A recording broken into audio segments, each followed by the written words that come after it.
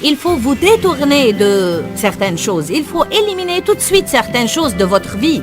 Vous devez jeter certaines choses hors de chez vous. Par exemple, si l'ordinateur vous accroche à la pornographie et vous ne semblez pas pouvoir résister à la tentation, ne gardez donc pas cet appareil chez vous. Jouissez de votre vie.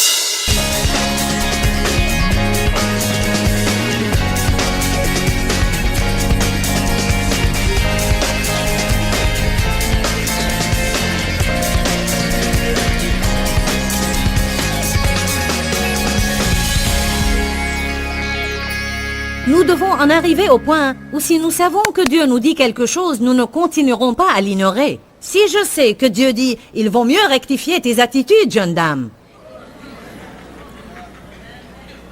alors demandez pardon à votre mari de lui avoir parlé irrespectueusement.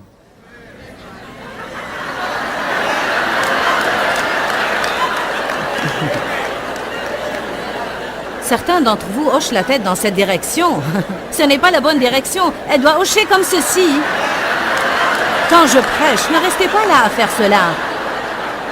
Ce n'est pas bon.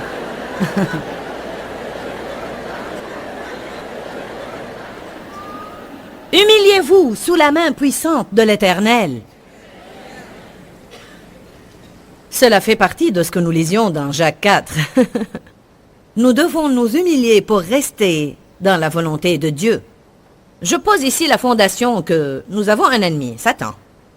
Nous sommes en guerre, il veut nous détruire, il veut ruiner le bon dessein que Dieu a pour notre vie.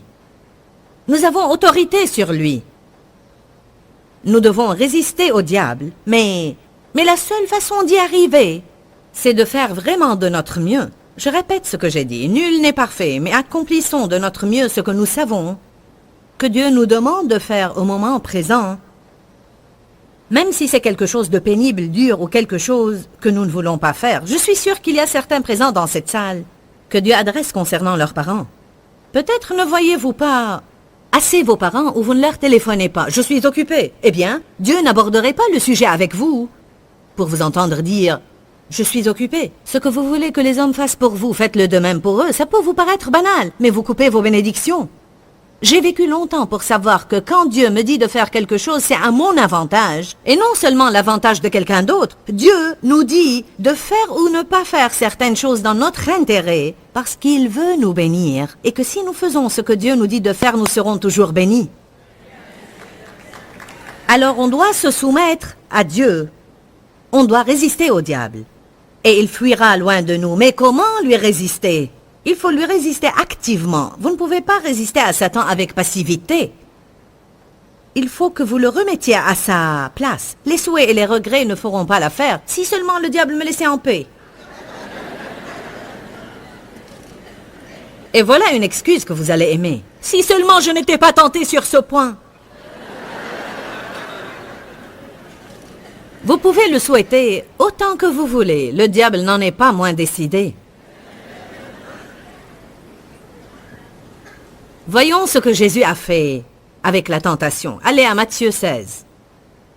Il n'a pas souhaité seulement.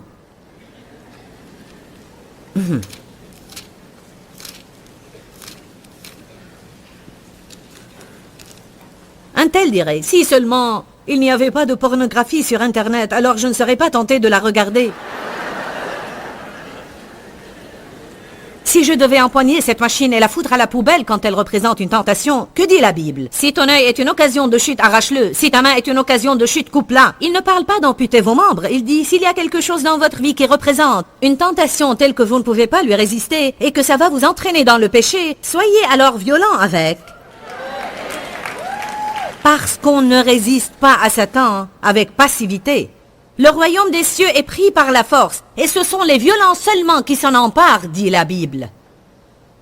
Il faut être violent avec Satan. On ne peut pas dire tout simplement « Si seulement le diable me laissait en paix. Si seulement je ne sentais pas comme ça. Si seulement je pouvais ne pas te détester, et je n'étais pas furieux contre toi. »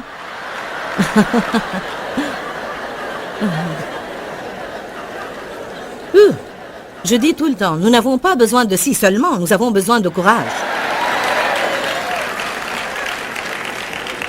Matthieu 16, j'aime beaucoup ça.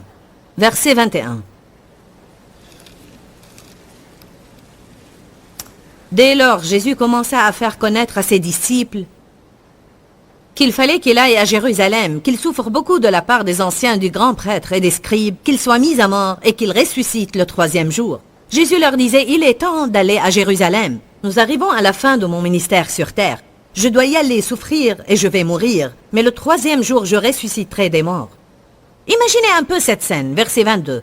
Pierre l'ayant pris à part, pour lui parler en privé, se mit à le reprendre et à le morigéner violemment, et dit, « À Dieu ne plaise, Seigneur, cela ne t'arrivera pas. » Alors, arrêtons-nous ici pour un instant pour poser quelques questions. Quelle personne censée reprendrait Jésus?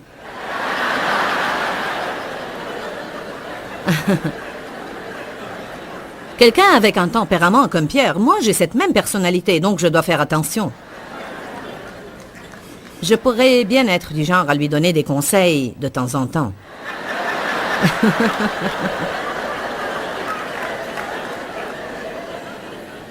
Pourquoi Pierre l'a-t-il fait? Parce qu'il a eu vraiment peur qu'il ne passe par des moments difficiles et il ne voulait pas s'en mêler. Je vous dis que quand on a peur de souffrir, on peut se comporter d'une manière bien pathétique. Même quand on craint que les choses n'aillent pas comme on veut, on se comporte assez lamentablement. Donc, Pierre accompagnait toujours Jésus. Il était son disciple, donc il savait que tout ce que Jésus devait passer par, Pierre devait passer par aussi. Mais là, il ne voulait pas y prendre part. Donc, il a essayé d'en détourner Jésus. Voyons ce que Jésus a fait. Verset 23. Mais Jésus, se retournant, dit à Pierre. On va s'arrêter ici pour un instant et dire que... Non, nous allons lire le tout. Mais Jésus, se retournant de Pierre, lui dit, « Passe derrière moi, Satan. Tu es une occasion de chute, une offense, un obstacle et un piège, car tes pensées ne sont pas les pensées de Dieu, mais celles des hommes. » Ainsi, Jésus n'a pas perdu de temps à reconnaître que Pierre avait une responsabilité, mais que c'était Satan qui opérait à travers la faiblesse de Pierre pour essayer de l'empêcher de faire la volonté de Dieu. Je peux vous dire que Satan agira même à travers les personnes qui vous aiment le plus. Il opérera à travers leur faiblesse pour essayer de vous garder hors de la volonté de Dieu. Vous devez apprendre à avoir affaire au diable et non pas rester furieux contre les gens. Amen. Je vous donne un petit exemple de ma propre vie. Quand mes enfants étaient encore tous à la maison et que je m'étais engagé sérieusement à Dieu et qu'il m'a appelé à prêcher, j'ai dû faire quelques rajustements dans ma vie. Je ne pouvais plus faire la même chose qu'auparavant parce que Dieu m'appelait maintenant à faire quelque chose de nouveau. Et bien que je sois toujours une bonne mère et une bonne épouse, je n'étais plus une mère normale et une épouse normale. Donc je devais passer beaucoup plus de temps avec Dieu. Je ne pouvais plus me lever tout simplement le matin et faire tout ce que j'avais à faire. Je devais me lever et passer du temps avec Dieu avant que nous commencions tous notre journée. J'ai passé par une période où j'avais l'impression que l'ennemi agissait constamment à travers ma famille pour m'empêcher de passer du temps avec Dieu. Il me faisait sentir coupable parce que je ne faisais pas toutes les choses qu'il voulait que je fasse pour eux. Et finalement, j'ai dû devenir presque violente dans mon attitude, non pas violente avec eux, mais violente dans mon attitude envers le diable, en disant, je suis déterminée à prier et je vais passer ce temps-là avec Dieu. Je ne vais pas te permettre de m'accuser et je ne vais pas te permettre de me traîner hors d'ici pour faire un tas de corvées absurdes que n'importe qui peut faire. Je disais à mes enfants, vous pouvez mettre les céréales dans le bol vous-même. Je ne vais pas descendre pour vous mettre les céréales dans le bol et verser le lait sur vos céréales. Faites-le vous-même parce que maintenant j'ai besoin de prier. Tu ne peux pas sortir de cette chambre, tu es toujours dans cette chambre, tu es toujours dans cette chambre. J'ai dit, je ne suis pas toujours dans la chambre, je passe du temps dans la chambre parce que je suis censé passer du temps avec Dieu. Un jour, j'ai dit à l'un d'entre eux, vaut mieux me demander d'aller dans ma chambre plutôt que d'essayer de m'en sortir. Parce que tu m'aimeras bien plus si j'y passe du temps que si je ne le fais pas du tout. Donc tu t'aideras toi-même si tu m'aides à passer du temps avec Dieu. Est-ce que j'ai raison? Qui parmi vous a fait l'expérience? Amen? Ce n'est pas qu'on ne veut pas donner un coup de main et qu'on ne veut pas aider les gens, mais je dis seulement qu'on doit se rendre compte que l'ennemi utilisera n'importe quoi. N'importe quoi pour vous empêcher de passer du temps avec Dieu. Il utilisera le téléphone, il utilisera la sonnette, il utilisera votre famille. Ce n'est pas que vous ne voulez pas donner un coup de main, mais vous devez avoir du temps avec Dieu, sinon vous n'allez jamais pouvoir combattre le diable. Alors, la première chose que Jésus a faite était de se rendre compte que ce n'était pas vraiment Pierre, mais Satan. Et il s'est détourné de Pierre. J'aime beaucoup cela. Qu'est-ce que ça nous dit en réalité? La première chose que Jésus a faite, c'était de se détourner de Pierre. Qu'est-ce que cela veut dire? Qu'il s'est détourné de la tentation. C'est une excellente instruction. On pourrait s'arrêter sur ce point et y prêcher toute la nuit. Il y en a qui doivent juste tourner le dos à certaines choses. Amen. J'ai entendu un prédicateur l'autre soir qui disait quand cette belle femme qui porte une jupe de toute manière trop courte entre au bureau et vous sentez la tentation, sortez tout de suite votre écran protecteur. Il a dit, faites demi-tour et éloignez-vous d'elle. Et parfois, vous le savez bien, le si seulement ne fera pas l'affaire, alors il faut fuir certaines choses. Il faut vous détourner de certaines choses. Il faut éliminer tout de suite certaines choses de votre vie. Vous devez jeter certaines choses hors de chez vous. Par exemple, si l'ordinateur vous accroche à la pornographie et vous ne semblez pas pouvoir résister à la tentation, ne gardez donc pas cet appareil chez vous. Faites ce que vous devez faire. Si vous ne pouvez pas vous contrôler et vous allez vous asseoir et regarder des trucs indécents à la télé et de la nudité et ces choses qui vont vous traîner dans la fosse, foutez donc cet appareil hors de chez vous. Vous devez devenir violent avec ces choses-là. Nous avons installé un gardien télé sur la nôtre. Ainsi, on n'entend pas les obscénités. On a bloqué les canaux de notre télé qu'on sait ne sont pas corrects parce que je ne veux même pas zapper à travers. Je ne veux même pas y toucher. Amen. Il y a des choses que les gens pourraient faire s'ils se dégageaient de l'esprit de passivité en eux, et ça les aiderait à résister la tentation que Satan veut vous apporter. Mais vous devez faire votre part. Ne dites pas si seulement ce truc n'était pas là. Allez maintenant. Je prêche bien en tout cas.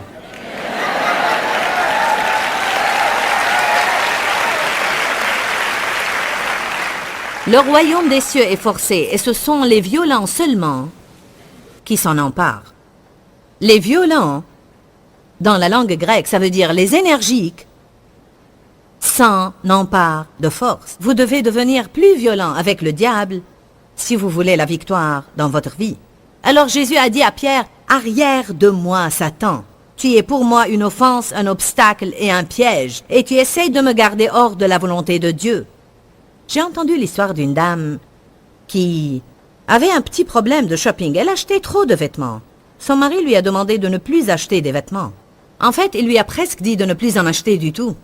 Elle s'est rendue au centre commercial pour autre chose. Et elle a été tentée à acheter une robe qu'elle a rapportée chez elle. Quand le mari a vu la robe, il a dit « Tu as encore acheté des vêtements? Tu m'as promis que tu n'en achèteras plus. » Elle a dit « Chérie, je l'ai essayé, elle m'allait si bien. Alors j'ai été tentée et je n'ai pas pu résister. » Il a répondu « Tu aurais dû dire « Arrière de moi, Satan. » Elle a dit « Je l'ai fait et il m'a dit qu'elle m'allait encore mieux de derrière. »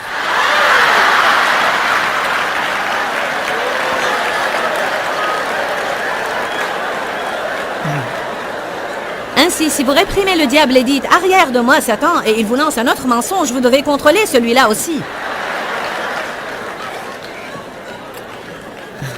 Dieu soit loué. Allez à Luc 4.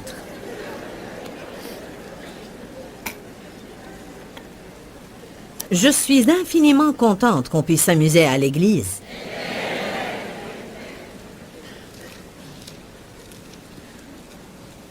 Je crois qu'on se divertit davantage ici que ceux qui sont au bar ce soir.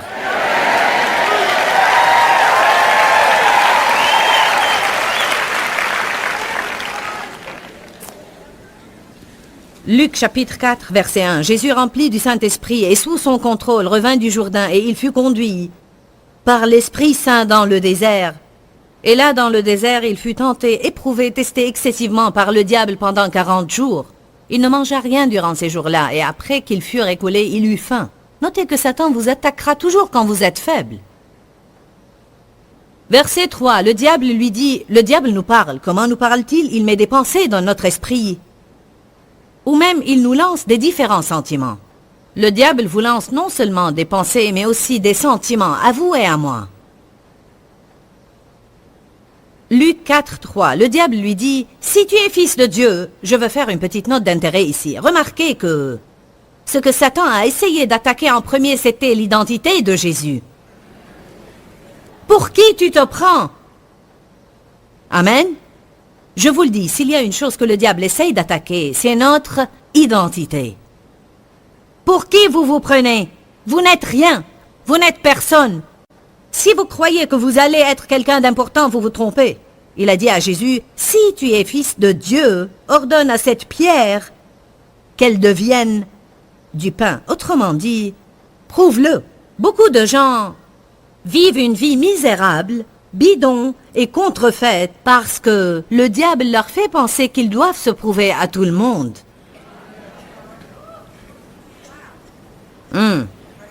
Oui, vraiment. Amen.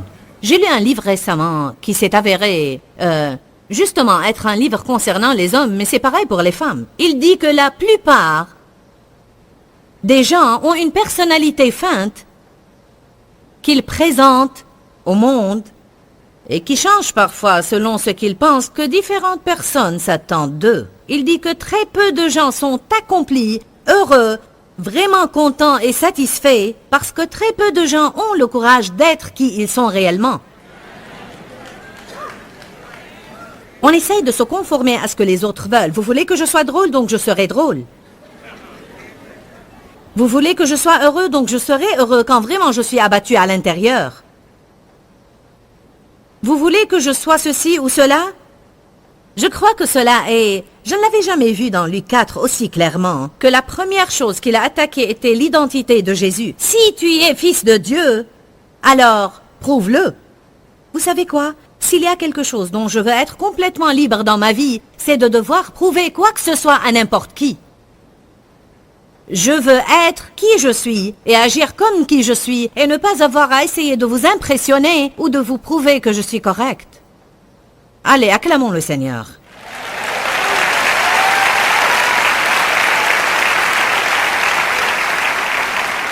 Jésus n'en était pas troublé pour le moins parce qu'il savait bien qui il était. Quand tu sais qui tu es, tu n'as rien à prouver. Pour cela, Jésus n'a jamais argumenté. Alors,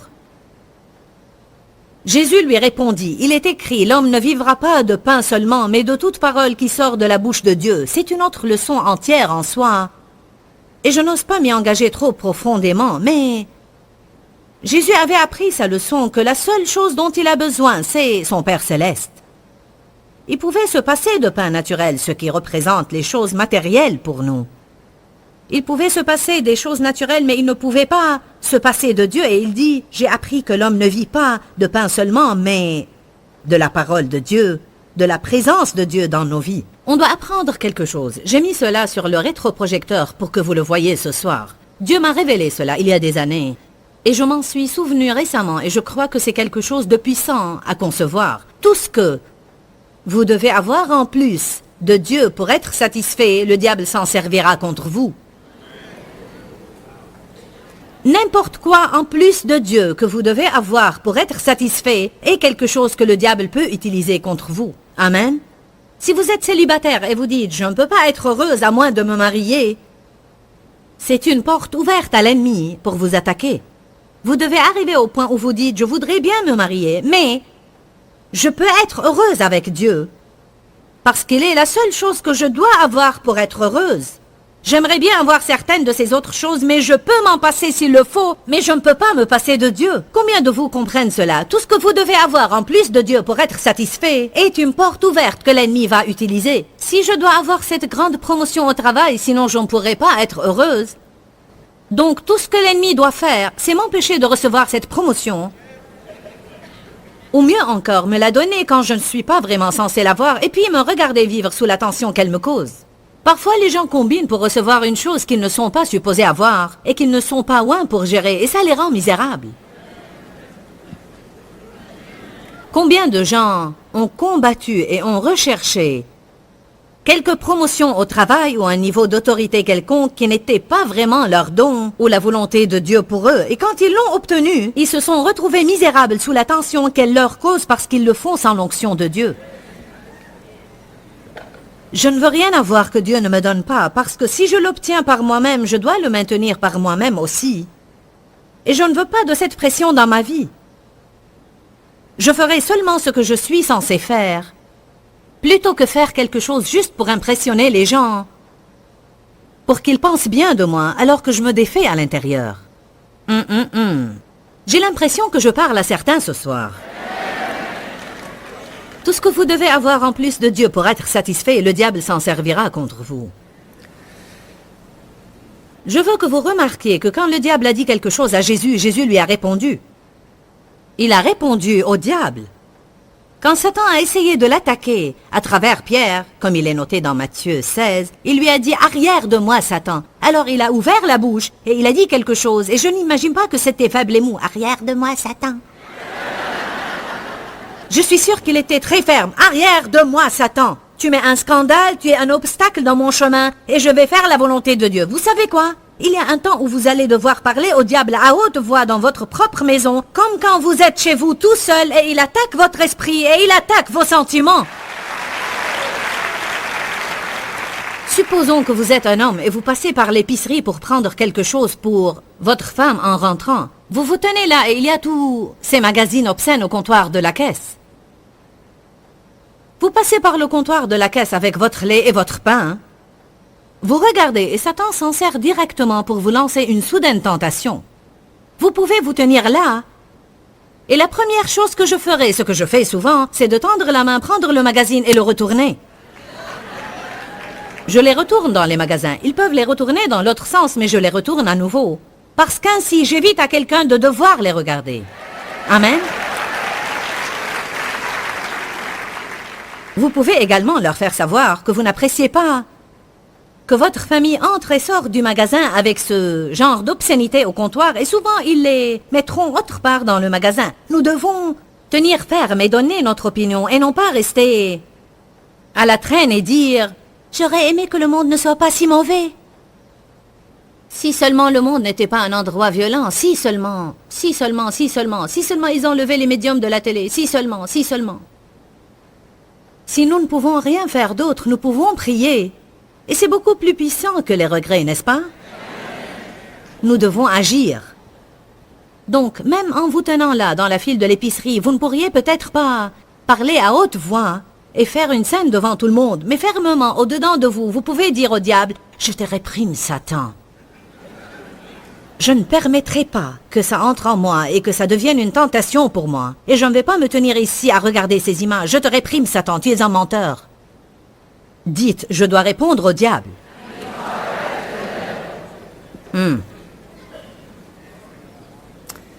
Luc 4,5, le diable l'ayant élevé sur une haute montagne, lui montra en un instant, en un clin d'œil, tous les royaumes de la terre. Regarde tout ça. Il lui dit, je te donnerai toute cette puissance et la gloire de ces royaumes, toute leur excellence, suprématie, dignité et grâce, car elle m'a été donnée, et je la donne à mon tour à qui je veux. C'est Adam lui-même qui l'a donné à Satan. Dieu a tout donné à Adam, et Adam l'a remis au diable. Et maintenant le diable dit, je peux te le donner à mon tour. Je peux te rendre riche. Je peux te rendre célèbre. Savez-vous qu'il y en a? Jacques chapitre 4, verset 7 dit, soumettez-vous à Dieu, résistez au diable et il fuira loin de vous. Évidemment, il est très important qu'on se soumette à Dieu, mais il est également très important de résister au diable. Et vous le faites en lui résistant par votre propre volonté. Dieu nous a donné un libre arbitre et nous devons prendre des décisions, mais vous devez aussi le faire en prononçant des mots remplis de foi. Jésus a dit, il est écrit. Il cite les Écritures à l'ennemi. C'est une façon de lui résister et de le faire fuir. Jésus lui a aussi parlé et lui a dit, arrière de moi, Satan. Nous pouvons aussi parler à l'ennemi au nom de Jésus-Christ et dire, arrière de moi, Satan. Je veux que vous soyez libres. Je veux que vous ayez la liberté dans votre vie et je veux que vous compreniez que vous ne devez pas vous soumettre à toute tentation qui survient. Vous pouvez résister au diable et il fuira. Je crois que Dieu a des bénédictions pour vous que vous allez manquer si vous n'apprenez pas à reconnaître l'activité et la tactique de Satan et agressivement lui résister. C'est très important pour moi que vous ayez la parole de Dieu dans votre vie.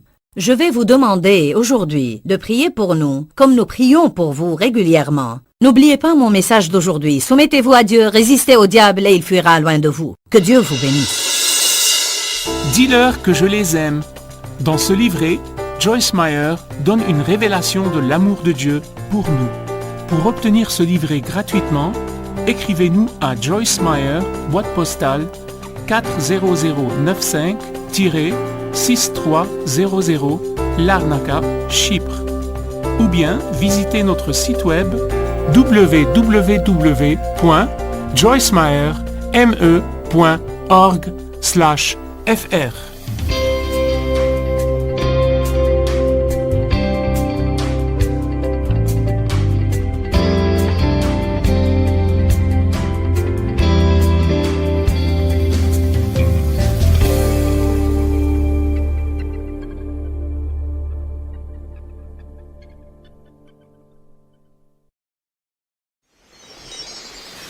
Certains sont toujours pris au piège d'être un fer humain. Que puis-je faire? Que puis-je faire? Que puis-je faire? Vous avez besoin d'être libéré ce week-end et d'être. Vous avez à être qui vous êtes, à être dans la présence de Dieu, à être sincère avec les autres et à être libre. Restez avec nous dans Jouissez de votre vie.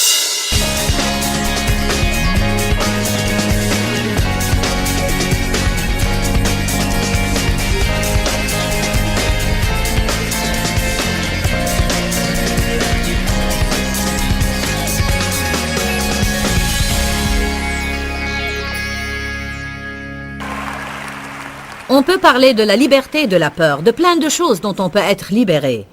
Mais j'ai à cœur de vous exhorter un peu dans un certain domaine, et je sens que nous avons à libérer notre foi afin de recevoir une percée dans ce domaine alors que nous continuons l'adoration. Et c'est le domaine de la liberté dans les relations avec les autres, de façon à ne pas nous sentir insécurisés dans nos relations. Combien savent que l'insécurité est un tourment?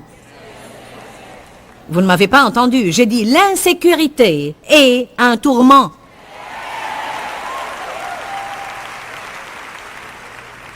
Si une personne se sent sécurisée, elle est immédiatement libérée de la comparaison. Si vous savez qui vous êtes en Christ, si vous croyez que vous êtes guidé par le Saint-Esprit pour votre vie, parce que Dieu a un plan individuel pour chacun de nous, je veux que vous m'écoutiez parce que quelqu'un a besoin de cela ce soir. Alors vous n'aurez à vous comparer à aucune autre personne. Ni comparer votre vie de prière, ni la façon dont vous étudiez la Bible, ni votre apparence, ni votre métier, ni si vous êtes allé à l'université ou non.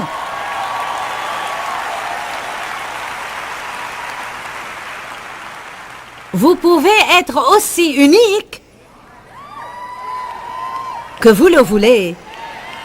Et ça va. Vous n'avez pas à faire des compétitions, ni à travailler dur toute la vie pour être à la première place, en pensant que si quelqu'un prend de l'avance sur vous, alors il vaut plus que vous. Vous pouvez vous sentir à l'aise avec les riches et avec les pauvres. Vous pouvez être célibataire et vous sentir à l'aise avec des gens mariés, ou mariés et vous sentir à l'aise avec des célibataires. Vous pouvez être des veuves et des veufs et vous sentir à l'aise avec vos amis mariés. Allez!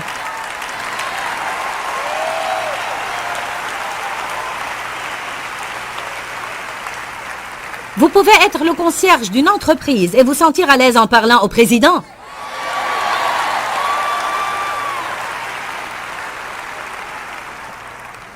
Je vous dis, je déteste le diable à cause des tourments qu'il impose aux gens. Et je crois vraiment que nous devons lui écraser la tête ce week-end. Amen. Et je crois que vous devez avoir de la hardiesse. Et vous devez commencer à aimer votre personne beaucoup plus. Et je crois que ce soir, vous devez vous libérer de toutes les craintes que vous avez à propos de vous-même. J'ai dit, vous devez vous libérer de toutes les craintes que vous avez à propos de vous-même.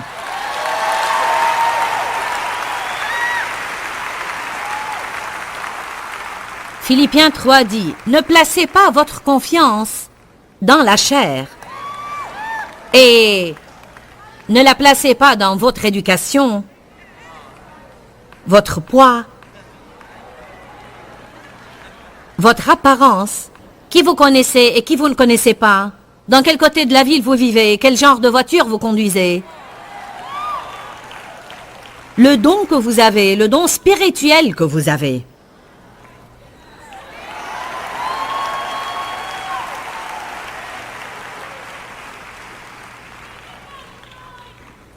Je vous dis, j'en ai assez d'entendre cette question. Quel est votre don?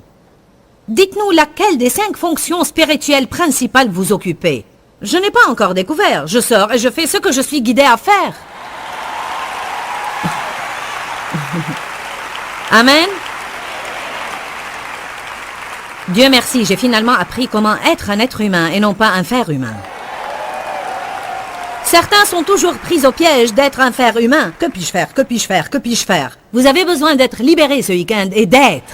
Vous avez à être qui vous êtes, à être dans la présence de Dieu, à être sincère avec les autres et à être libre. Alors je vais prier. Ma Bible dit que quand un homme juste prie, une puissance, non, même qu'une grande puissance, est libérée. Je ne peux pas faire votre part. Je peux faire ma part. Et le Seigneur fera sa part. Cela est garanti. Et votre part est de croire et de recevoir. Croire et recevoir.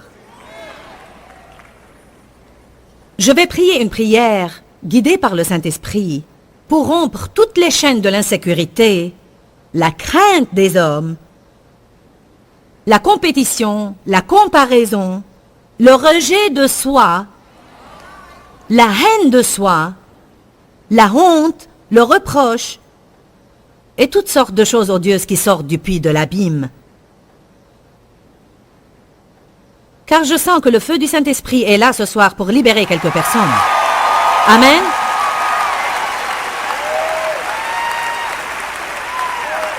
Oui. Peut-être qu'il y a des personnes parmi vous ce soir qui sont physiquement malades, mais je vais vous dire quelque chose. Il y a des maladies de l'âme qui sont pires que toute maladie qui pourrait atteindre votre corps. Jésus veut guérir ceux qui ont les cœurs brisés. Père, nous venons à toi dans le nom de Jésus. Dites tous Jésus. Non, dites-le comme l'aveugle Bartimée l'a dit.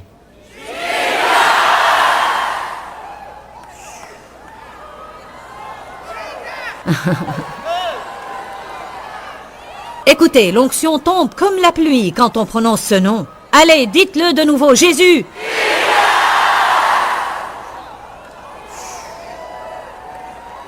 Vous ne pouvez pas acheter cela d'aucun centre commercial en ville. Dans ton saint nom, tout comme David a confronté Goliath, nous confrontons la puissance de l'ennemi ce soir. Et avec toute hardiesse et dans ton nom, nous disons à Satan et à ses démons, qui êtes-vous pour oser défier le Dieu vivant? Père, je prends autorité sur l'insécurité, parce qu'une partie de notre héritage consiste à être sécurisé en toi. Tu as dit, toute arme forgée contre nous sera sans effet, et toute langue qui s'élèvera en justice contre nous. Je prends autorité sur la crainte du jugement des hommes, la crainte de la critique de l'homme, la crainte d'être rejeté. Je prends autorité sur la honte qui s'est enracinée dans les personnes à cause des choses qui lui sont arrivées dans le passé. Ils ont honte de qui ils sont et ils ne vivent pas selon la réalité de la nouvelle créature qu'ils sont. Je prends autorité sur la comparaison, la compétition, le rejet de soi, la haine de soi, et toutes les craintes et les chaînes que les personnes ont dans leurs relations. Seigneur, je veux que les gens soient libres. Libre. Je ne veux pas juste chanter des louanges sur la liberté, je veux que nous soyons libres. Je veux que nous expérimentions ta liberté, et je crois que nous devons l'avoir dans les relations. Que les personnes jouissent de la liberté dans les relations. Je réclame une liberté dans les relations ce soir. Dans le nom de Jésus, soyez guéris. Merci Seigneur pour ta puissance. Allez, allez, libérez votre foi et recevez la liberté. Tendez le bras et saisissez-la et dites, c'est pour moi. Elle est mienne, je la reçois. Ouh, gloire. Nous élevons ton nom, Seigneur éternel. Merci pour la sécurité que nous avons en toi. Maintenant, dites tous, je suis confiant. Ma confiance est en Christ. Je ne crains pas les hommes. Je ne crains pas leurs opinions, leurs jugements ou leurs critiques. Je suis libre. Je ne me compare à personne. Je n'ai pas à rivaliser pour être à la première place. Parce que j'appartiens à Dieu et je lui fais confiance. Il me mettra là où il veut que je sois. Et je suis satisfaite là où il me met. Je suis libre. Alléluia. Allez, louez le Seigneur. Je suis reconnaissante d'avoir le Saint-Esprit.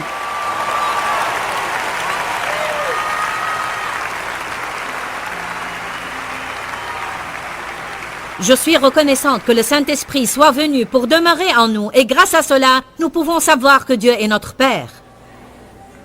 Merci pour la puissance du Saint-Esprit. Saluez quelqu'un à côté de vous et asseyez-vous.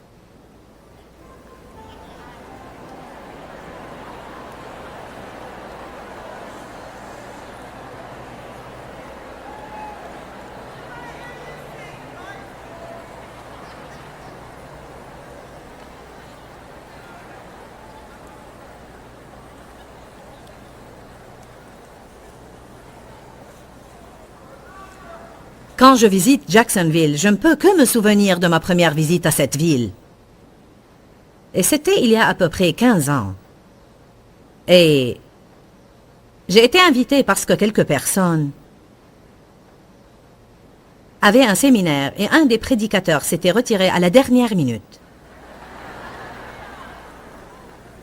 Notre fils était là, il étudiait dans un collège biblique et il vivait avec quelqu'un qui connaissait quelqu'un d'autre. Parfois, c'est bien de connaître quelqu'un qui connaît quelqu'un d'autre. Amen. En ce temps, ça faisait 10 ans déjà que je priais pour la vision. Et je priais pour le rêve que j'avais et qui consistait à aider les gens. J'ai enseigné la Bible pour 5 ans à la maison et j'ai travaillé 5 ans dans le ministère de quelqu'un d'autre. Puis je suis sortie de la barque et Dieu m'a appelé à avoir mon propre ministère et à m'étendre au nord, au sud, à l'est et à l'ouest. Mais personne ne me connaissait. Je ne savais pas qui ou comment quelqu'un pourrait m'inviter quelque part. Et j'ai été invitée à cette conférence-là. Et ensuite, j'ai été invitée à prêcher dans une église pendant que j'étais là. Et en fait, le pasteur de cette église est Amen maintenant. Mais il était le pasteur là, le pasteur Ron Duran. Quel était le nom de l'église que vous aviez ici? Spring Park Church. Combien de personnes étaient présentes le jour où j'ai prêché? 200 ou 300. Mais en fait, j'ai été invitée ici pour participer à une conférence sous le nom « Les femmes de Jacksonville pour Jésus ». Je ne sais pas si vous faites toujours ces conférences, mais je vous dis, vous ne savez pas combien j'ai eu peur ce soir-là. En fait, ce qui s'est passé est que j'étais en train de prier et j'ai dit à Dieu, « Il faut que tu fasses quelque chose. Je vais m'attacher à ce rêve et à cette vision. Il faut que tu fasses quelque chose. » Puis j'ai reçu ces 2 invitations. L'une d'elles était d'aller et faire quelque chose avec Charles Capps à Denver et j'ai dit, « Wow, gloire à Dieu !» Et ensuite, j'ai été invitée ici et parmi les prédicateurs, il y avait Daisy Osborne, une dame appelée Révérende Evans et d'autres personnes qui étaient célèbres aussi. Et évidemment, j'étais une personne qui vient de nulle part. Mais tout à coup, j'ai pensé que je vais avoir l'opportunité de prêcher avec ces gens célèbres. Alors, je suis allée à Denver, et Charles Capps a eu un imprévu et n'a pas pu venir. J'étais donc la seule à prêcher, et très peu sont venus me voir. Alors, le temps que j'arrive ici, ma foi était faible. J'avais déjà peur quand j'étais allée à Denver, mais j'avais vraiment peur quand je suis arrivée ici, car j'avais vécu une mauvaise expérience là-bas. Je vous le dis. J'ai prié et je suis venue à la réunion du vendredi soir. En fait, on m'avait demandé de faire un travail de groupe le samedi, et je suis arrivée le vendredi soir parce qu'ils avaient demandé à tous les prédicateurs de partager un tout petit peu à propos de leur atelier.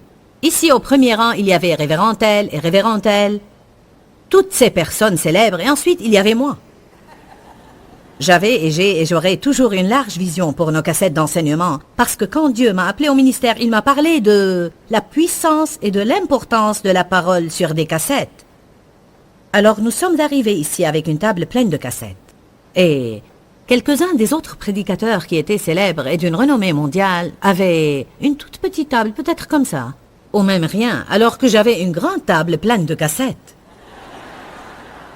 Les gens passaient devant notre table et disaient « Avez-vous jamais entendu parler d'elle? C'est qui? La connaissez-vous? » « Non, non, je ne la connais pas. » Et à chaque fois que j'entendais ces remarques, je me sentais découragée. Et quand on m'a demandé de partager à propos de mon travail de groupe, je me suis levée et j'avais tellement peur que j'ai ouvert ma bouche pour dire quelque chose et je n'ai rien pu dire. Ma fille m'a gentiment dit ce matin « C'était la dernière fois que tu as ouvert la bouche sans rien pouvoir dire. » J'avais un choix à faire à ce moment-là, et beaucoup d'entre vous se sont trouvés face à un choix qui est vraiment une épreuve. Et j'espère que vous l'avez passé avec succès. Peut-être certains ne l'ont pas passé, et certains se trouvent dans cette impasse dans leur vie. Mon choix était d'écouter ce que me disait le diable et de rentrer chez moi là où il me disait que j'appartenais à ma petite ville Fenton et ne plus jamais en sortir. Parce que qui j'étais et pour qui je me prenais? Je trompais qui? Et tout ça était des choses que j'avais inventées. J'avais à choisir, soit à faire cela, soit à ouvrir ma bouche. Et essayer de nouveau, sachant que si je m'étais tenue là-bas pour longtemps sans pouvoir rien dire, j'aurais fait preuve de stupidité.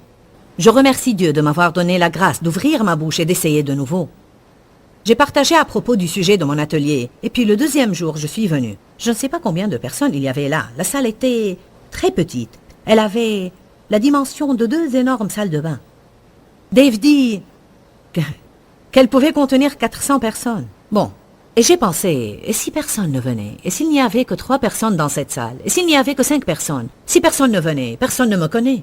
Qui sait que le diable aime nous tourmenter? Amen. Et sûrement, quand vous débutez n'importe quelle chose, vous manquez d'expérience, et le manque d'expérience rend plus facile à la peur de pénétrer. Il y a une grande valeur dans le fait d'être capable de témoigner que vous êtes toujours là, parce que plus vous êtes là, plus vous gagnez de l'expérience.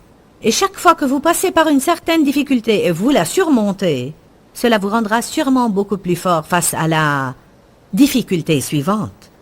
C'est un bon témoignage de dire « Je suis chrétien depuis 20 ans et je suis toujours là ». Amen. Ce témoignage par lui-même est une victoire. Vous n'avez pas reculé. Le diable ne vous a pas éliminé. Alors, le jour d'après, je suis allée à mon atelier, effrayée et tremblante. Il y avait tellement de personnes qui étaient venues qu'il n'y avait plus de place. Et à la fin de la réunion, les gens se sont pressés autour de ma table de cassettes. Je ne sais pas si Dave a vécu une autre expérience pareille, parce qu'à ce moment-là, on était seuls. Dave et moi, on faisait tout. On déchargeait le véhicule qui nous transportait, il sortait les cassettes et il les rangeait par la suite. Aujourd'hui, on m'a dit que quand nous voyageons, nous avons 58 personnes qui voyagent avec nous. C'est un personnel payé que nous emmenons avec nous. Alors, ce n'est plus Dave et moi seulement. Dieu est en mouvement, amen. Alors, quand je viens à Jacksonville, c'est toujours le bon moment de me souvenir d'où je suis venu. Est-ce que vous savez que la Bible nous encourage à faire cela? D'une part, nous apprenons à ne pas revenir sur le passé, pour ne pas tomber dans le piège du passé. Mais, dans Deutéronome 8, Dieu a dit aux Israélites, « Souviens-toi de tout le chemin que l'Éternel, ton Dieu, t'a fait faire pendant ces 40 ans dans le désert afin de t'humilier et de t'éprouver, pour savoir si tu garderais ou non mes commandements. » Je me souviens de la première camionnette que nous avions, des pneus crevés et de la rouille. Je me souviens de la première photocopieuse que nous avons achetée d'une église baptiste à $500 et nous l'avons payé en mensualité de $50. Et je suis heureuse de dire que c'était la dernière chose que j'ai achetée en mensualité.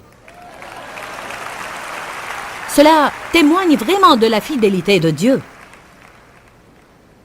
Pense à cela, Dave. C'était la seule et la dernière chose que nous avons achetée en plusieurs versements.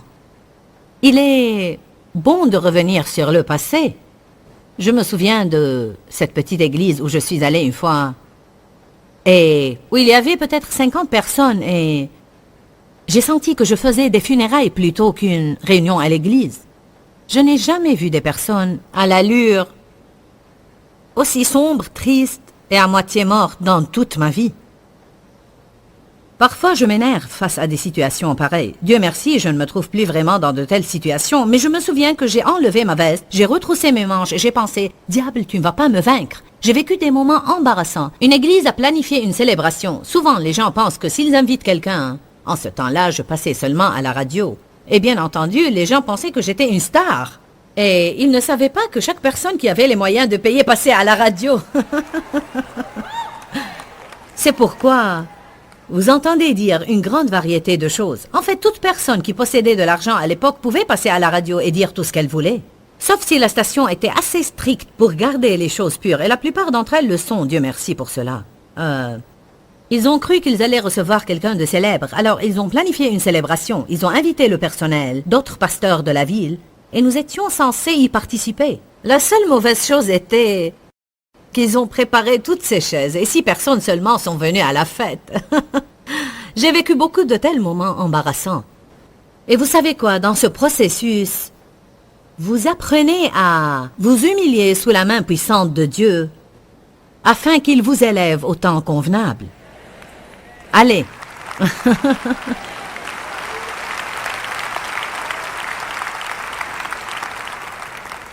J'ai découvert que si nous ne savons pas comment nous humilier, il nous aidera.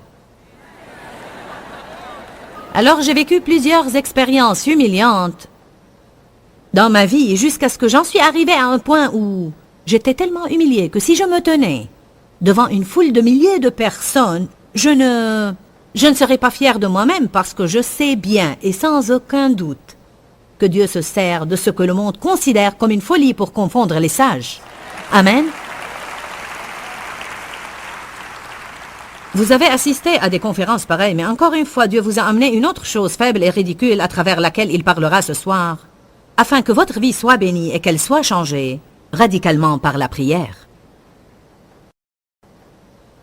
Vous savez ce qui est vraiment bien en Dieu? Il ne fait point exception de personne.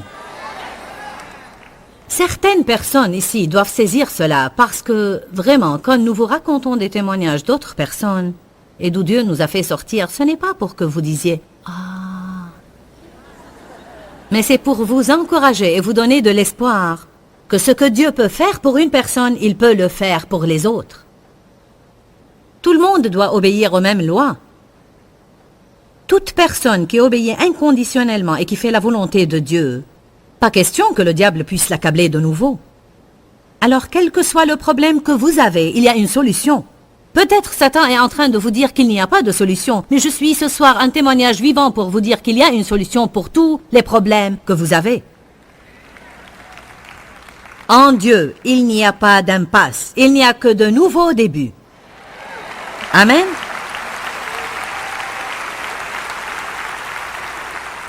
Et vous savez quoi? Dans l'avenir que Dieu vous a préparé, il n'y a pas de place pour l'échec du passé. Vous pouvez alors fixer des limites et dire adieu à tous ceux des ordres. Et dire ce soir, je vais changer de direction et je vais avancer parce que Dieu n'a pas encore fini avec moi. Amen. Alléluia. Vous savez, l'onction de Dieu est la chose la plus précieuse que nous avons. L'onction. J'étais chrétienne pour des années et je ne savais rien à propos de l'onction. Un mot inconnu. Je ne savais pas qu'elle m'était disponible. Et c'est vraiment triste quand les gens passent toute leur vie à l'église sans savoir ce qu'est l'onction. Le mot onction signifie être couvert complètement d'eux. Nous sommes moins par le Saint-Esprit. N'est-ce pas magnifique de penser que nous sommes entièrement couverts et frictionnés par la puissance du Saint-Esprit? Je crois en la puissance de la parole de Dieu. Elle a changé toute ma vie. Je sais que Dieu ne fait point exception de personne et ce qu'il a fait pour moi, il peut le faire pour vous. Permettez-lui de commencer aujourd'hui à faire de grands changements dans votre vie par la puissance de sa parole. À bientôt. Que Dieu vous bénisse. Pourquoi Seigneur, pourquoi? Dans ce livret, Joyce Meyer nous enseigne à travers la parole comment être délivré de la confusion. Pour obtenir ce livret gratuitement, écrivez-nous à Joyce Meyer, boîte postale 40095-6300, Larnaca, Chypre. Ou bien visitez notre site web www.joycemeyer.org/fr.